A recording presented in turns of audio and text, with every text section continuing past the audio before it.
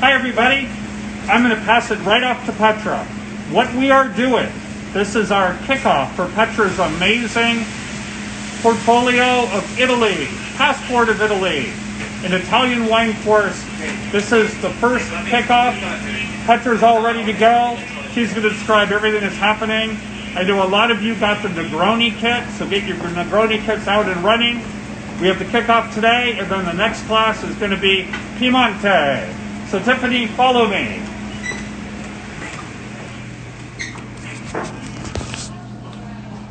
Hi guys, ciao everybody, happy Sunday. You see me? Yeah, it's weird because I'm looking at you on my phone too and it's delayed, so ciao. Okay, so I need to turn down this volume, Randy, because otherwise I'm gonna keep listening to me twice. Sorry about that, guys. Technical organization. Give me 1 second. I don't know where it went. There we go. So just so you know, the reason why I'm doing this is because I'm on Randy's phone, but I have my phone here so that I can actually look at possible comments and questions. So I can, once in a while, you'll see me look down there to see who's there. I see John Phillips, ciao. I see Pamela, ciao. Everything I hope made it up to Poway. You have your kit, you have your wines. So happy Sunday. Let's start by talking for a second about Negroni. So for those of you that got the kit, you know that you have the 3 ingredients separate, ready to go. I don't know if you already made it.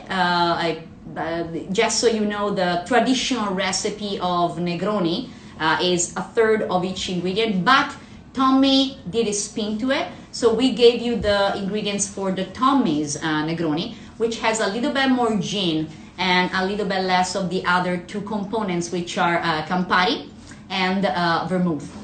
So we normally would do 1.5, 1.5, 1.5. We do 1.5 of gin and we reduce a little bit the components of Campari and vermouth. The reason being that back in the days, gin was considered to be not good and not good for you.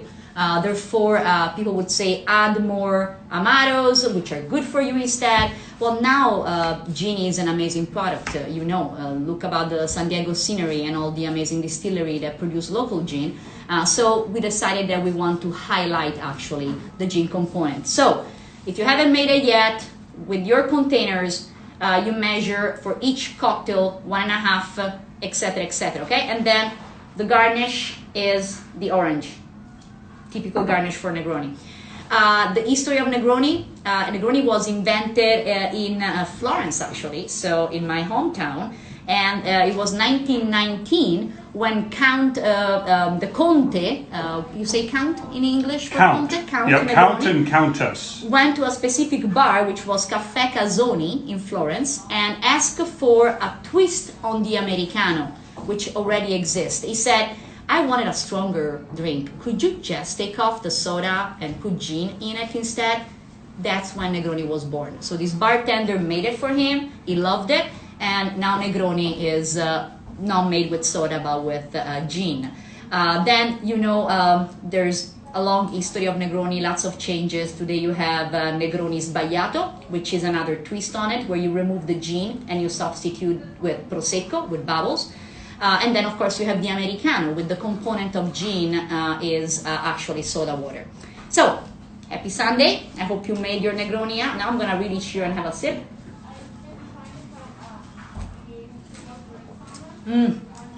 Yummy. Like it? Is everybody happy with their Negroni? Looking at here. Oh, Pamela, I'll tell you again in case you haven't got everything, but it's 1.5 gin, then 1 ounce of Campari and 1 ounce of the vermouth, okay? Got it? Okie dokie. Okay, so the reason of getting together today is gonna be a short session, is to introduce what's gonna happen starting next week. So with Randy, we decided to start doing these short sessions and do our best to cover all the regions of Italy and the most important wines produced in those specific region. So it's gonna be like a trip of Italy, starting from the north, going through the south and make it, going through the center part of Italy and then make it down to the south.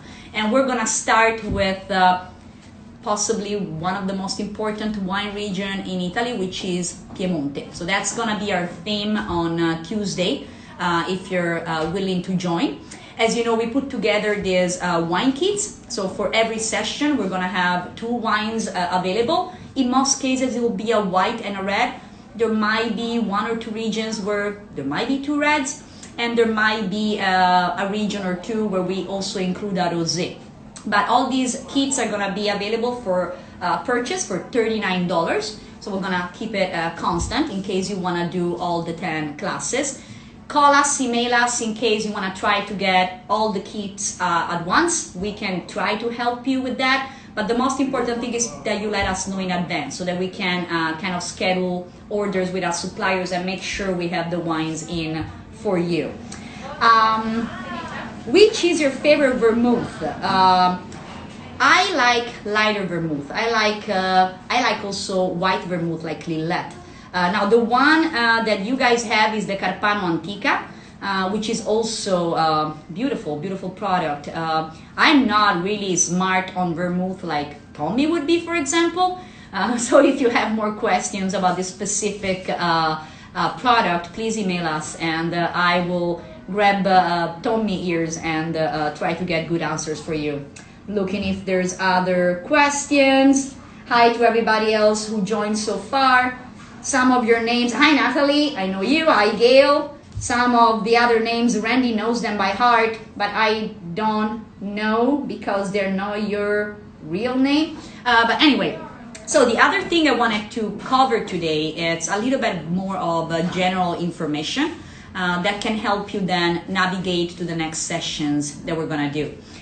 So I don't know how many of you were in the first Italian wine live that we did. That was like at the beginning of April, when 2 weeks into this thing, or maybe even before that. I can't remember now what was the date.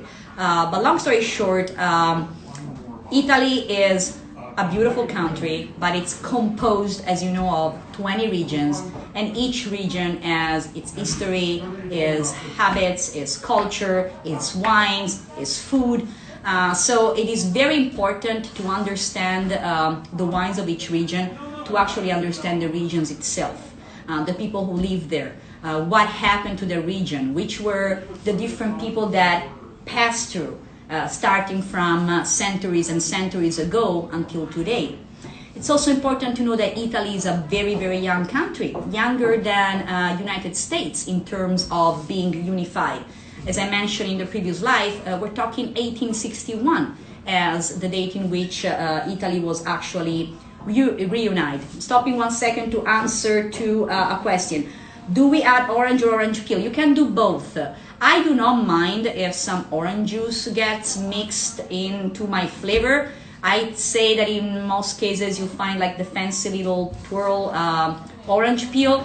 And Tommy, who's on, I think is here with us, may want to add something. You might see his comment coming up, but I don't mind. Actually, you see, I have the orange thingy. I'm actually going to put it inside so that it gets a little bit more of orange flavor. And I'm going to have a sip because I'm starting to get thirsty from all the talking. So going back to Italy, so 1861, so fairly new country, which means that there's still a very, very strong regional sentiment, okay? It's very recent that, I don't know, my friends in Tuscany, for example, until not too long ago, all they would drink would be Chianti or just wines from Tuscany. It's a very recent phenomenon that young people from like Tuscany or other regions would start to experiment and drink wines that come from other regions. It's a little bit newer. Before it was more like, I live here, I'll drink the wines of my region. It was almost like a sense of pride. With some regions having this more than others, which of course has to do with the quality of wines that you produce. Us, the Toscans, for example, many believe that we make the best wines in all of Italy. So why would I go and drink a wine from Piemonte? Why would I go and drink a wine from Sicily, right? When I have all the best wines available here. So that's something important to remember when you start studying and getting more to know Italian wines. Through the sessions, of course, we're gonna have to go quite quickly. There's a lot to say. You can spend hours on a single region of Italy. Those sessions are gonna be 30-minute sessions, okay? So there's gonna be a lot of information that I'm not gonna be able to provide to you, but feel free to reach out. If you want to learn more, get deepen on the knowledge of a specific region or a specific style of wine, type of wine, grape. Anyway, contact us and we can see how we can possibly help you with that, okay? We are available. I'd like to see if anybody, I would like to make this a little bit also of an open session that can help me also understand what should I focus more or less in my sessions. So if there are any specific question, like I would really like to finally understand this versus this, please go ahead and ask me those questions now, and I will definitely relook at the entire live later and make sure that we get back to your questions, okay? If I'm not able to do it as we go. Okay, so I'm gonna wait 1 second to see one Tuscany has the best. Well, Jeffrey, I'm one of those. I actually do believe that Tuscany has the best wines in the world. I didn't say that, okay? But anyway, so yeah, I agree with that. What else can we say as a starting more generic information that you can use?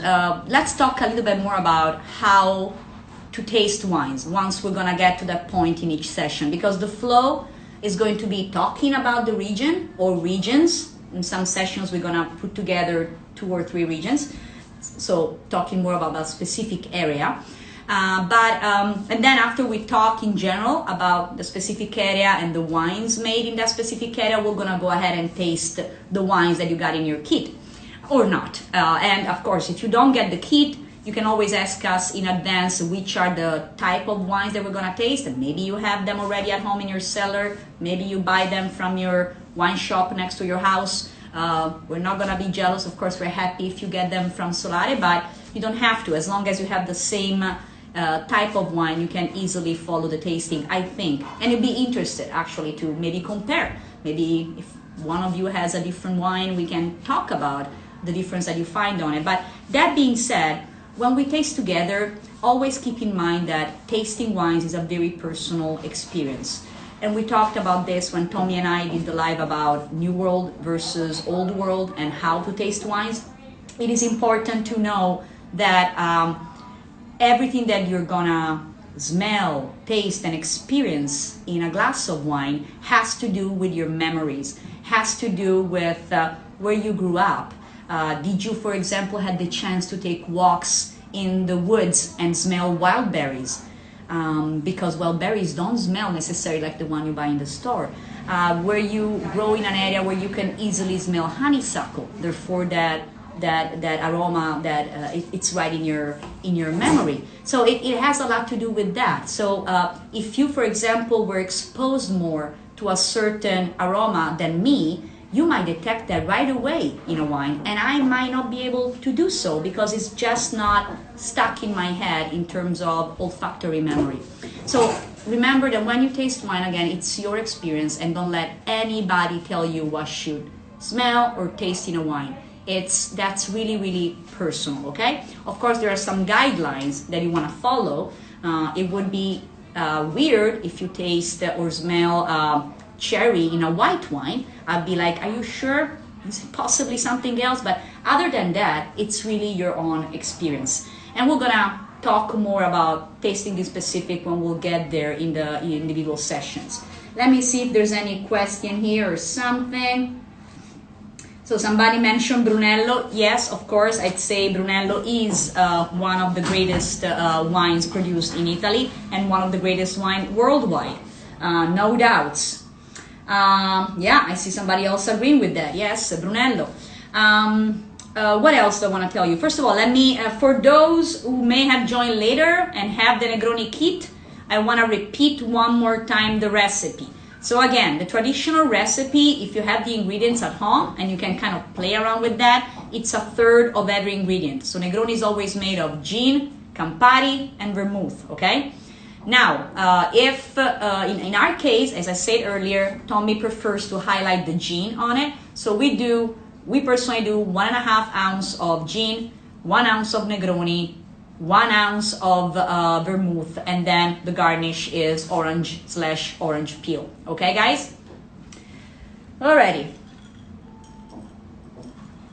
So, a couple more things. What I wanted to give you today as also as a starting point for our sessions, a little bit more about the appellation system in Italy, okay? So that we're not gonna have to go through that during the other sessions. So the appellations system in Italy was actually created in 1963, following the EOC, the French system that was created much previously. And it is, of course, a system that has been created to guarantee quality, mostly for the final consumer. So we have, it's like, imagine a pyramid, okay? And on the bottom, you have what's the common wines, which are called table wines, vino da tavola. And those are generic wines. Actually, grapes can come from anywhere. You're not required to have a vintage on the bottle, so you pretty much don't really know what you're drinking. Now, there has been some wines that today are IGPs or DOC that were, at the beginning, were labeled as vino da tavola, but they are today among the greatest wines of the world. I'll make you an example. Tignanello from Antinori. Tignanello, which happened to be among the very first Super Toscan ever produced, when he hit the market, it was labeled as a vino da tavola. Were to put this under because it wasn't following the rules requested for the DOC and the DOCGs.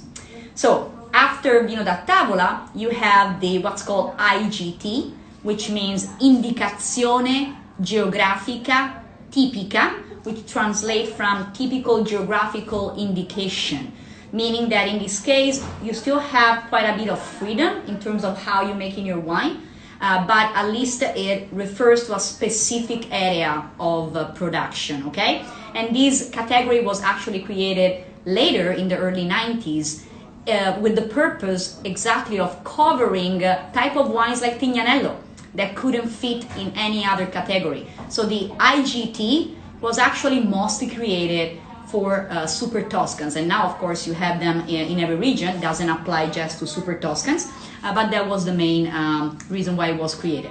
After the IGT, you have the DOC, which means Denominazione di Origine Controllata.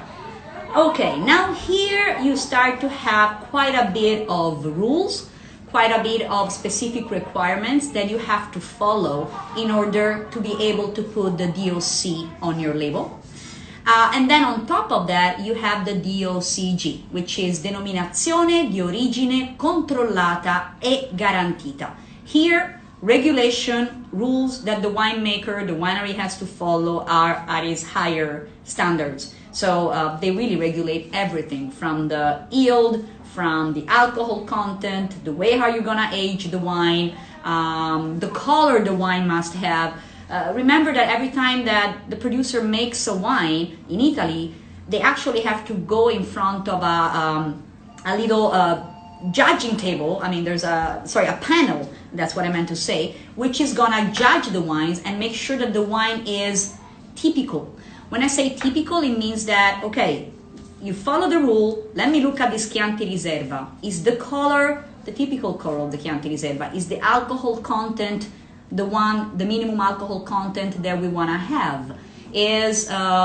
Did you follow the aging requirements for the DOCG? So if you produced a DOCG Chianti Riserva in, 2015, then it doesn't mean that in 2016 automatically this panel will give you the DOCG status. So every year it's a big effort for the winery, the winemaker, to keep that standard going. Okay, since we have just 9 minutes, make sure if you have any questions to ask now, because then I'm gonna let you go. But again, feel free to email us, call us, in case you have extra questions. Having my sip of Negroni. Thirsty?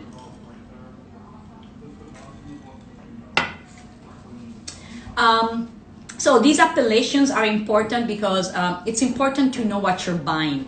when you go to a shop or a restaurant, those words on a label actually mean something, which is a little bit different if compared to domestic wines, where when you read the word reserve, you don't necessarily know what it means.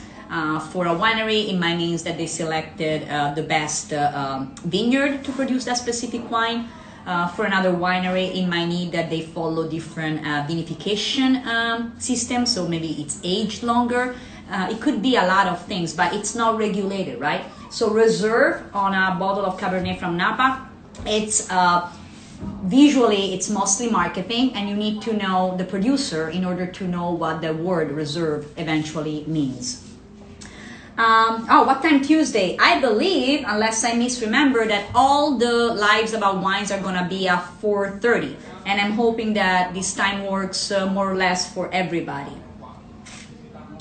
So we'll be there again. They're gonna be the idea is to do an half an hour session, and then since personally I'm never into much of a rush now these days. The idea is that if somebody has questions or wants to stay online a little bit longer with us, we might jump on a second live and keep going. And in terms of the program, again, we're going to start with Piemonte on Tuesday, and the wines that we selected for Tuesday, which we have some left available in-house now. The rest will be here at the latest by Tuesday morning. I'm not sure I'm able to get delivery for tomorrow, but I'll try. I need to talk with our supplier. But the two wines that we're gonna do on Tuesday are gonna be Agave. Actually, I can show you the bottle. No, they took them all out from here to give them to you. So Agave, which is the Broia, La Meraina from Broia. And then we're gonna do the Michele Chiarlo Il Principe Nebbiolo Langhe.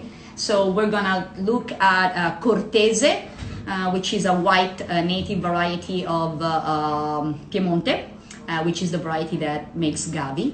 And then we're gonna look about Nebbiolo, but we're gonna taste the Nebbiolo, knowing that.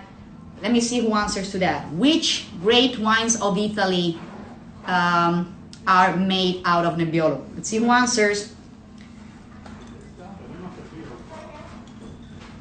1, 2, 3. Okay, I will tell you. So, the two most important wines made of Nebbiolo, and they're actually both monovarietal, so 100% Nebbiolo by law, are Barolo and Barbaresco. Let me show you a beautiful bottle of one of them. There you go. So we look also at the labeling. I hope you can see it, because I can't see in here. So this is Barolo. Cerretta is actually the vineyard, because in Langhe, which is the area of production, there's lots of specific crus, very similar to Burgundy. 2012, Ettore Germano is the producer. I was actually on a Zoom meeting with Sergio Germano, the son, who's now the winemaker, owner of the company, just last week. It was very fun. We walked through his vineyards, and on this meeting he told us a lot more about his wines and what he's up to now. Let me see if there's any. Oh, when can we pick up wines for Tuesday? So as soon as I'm out from here, I'll see how many we have left of both the Gavi and the Nebbiolo. Maybe you can come and pick them up today or tomorrow. If not, I'll do my best to talk to the supplier and have everything in-house by 2 p.m. at the latest on a Tuesday, which means you can come pick them up on Tuesday as well. Let me see if I lose something. What time Tuesday? Answer to that. Yes, Jeffrey, it is a good time for happy hour. I did that. All good. Yeah. Karen, I answered to you. Yeah, that was you about the wines when we can pick them up. So give us a call later. I'm actually gonna text our supplier right now and find out if I can have guarantees to have the wines in by late morning on Tuesday. Okay, guys?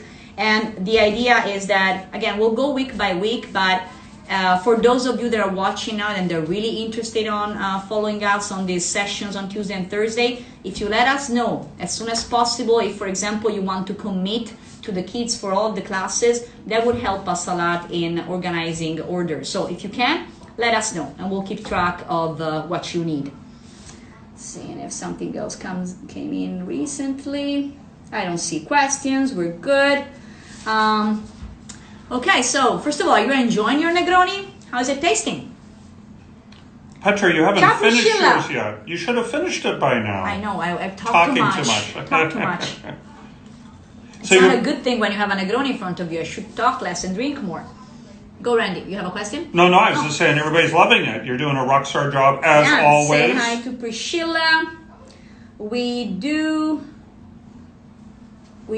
in for the whole event. Okay, you're meaning you want to get the entire kit? And if that's the case, let us know. Send us an email and we'll definitely put you on the list, and I'm going to start organizing the orders. Gail, good, thank you. You got your Negroni? I saw Bruce earlier, picked it up. All happy? Enjoying it? I wish I was next to you guys and your beautiful pool enjoying this, actually. I'm stuck in a wine room. Well, there, I got lots of stuff to drink. Yeah, there's worse places to be stuck. I know, exactly. Surrounded by great Italian food.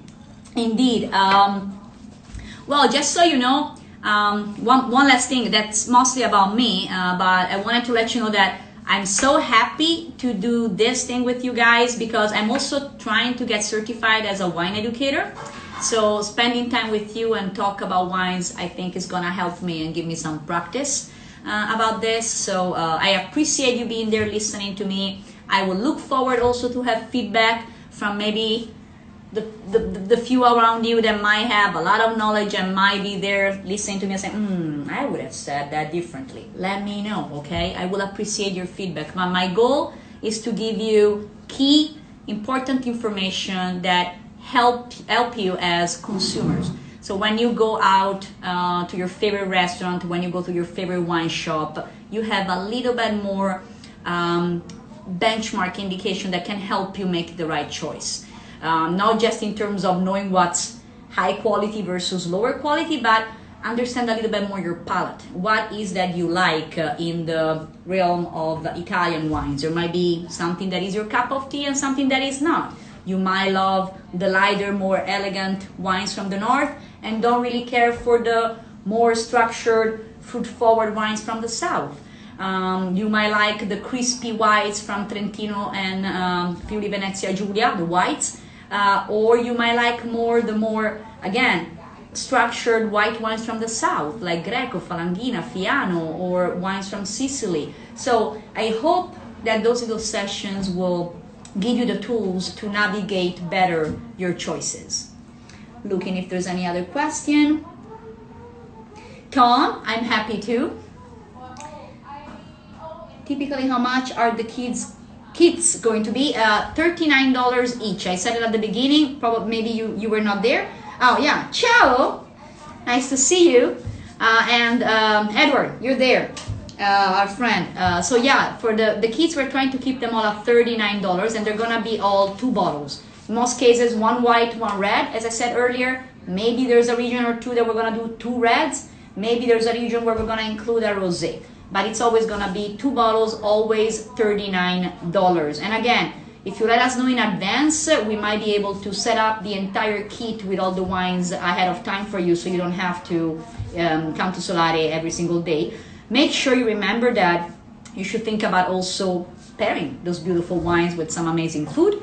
So when you decided to participate to this session, you may want to call us and place an order for something that you can munch on during the class with me, or you can just have a beautiful dinner right after. Entirely up to you, but remember that we're of course open for takeout, and we'll be ready to prepare your food every day, 4 to 8, Saturday, noon to 8. So we got a lot of options. Randy, I'm gonna leave you 1 minute in case there's something else you want to highlight. No, the only thing I'd highlight is this, maybe for people to just join, let everybody knows that we do have a wonderful sheet that describes the entire syllabus of the entire schedule, something you can print out and put on the refrigerator or next to your desk. As Petra mentioned, for each class, we've been able to organize it where every single one is $39. You get 2 great wines, handpicked from Petra, going to be beautiful representations of each of the regions. So if for some reason you don't have that sheet simply send us an email to info@solarelounge.com. We have it all ready to go. We get to simply respond with that, and then you'll have everything that's going on. And the next class is going to be on Tuesday. 4:30, right, Randy? 4:30. You were asking me. Yep. And Lisa, yes, you do pay for kids your whole life. That was a good one. I agree. I'm not there yet. I'm just at the beginning. Well, you pay for Like, kids oh my, and spouses in the case of Lisa. So. Very true. Okay. I guess I'm saying goodbye. Enjoy the rest of your Negroni. I hope to see many of you again on Tuesday and have some fun with me talking about wines and tasting them. Ciao. Enjoy the rest of your Sunday. Bye-bye.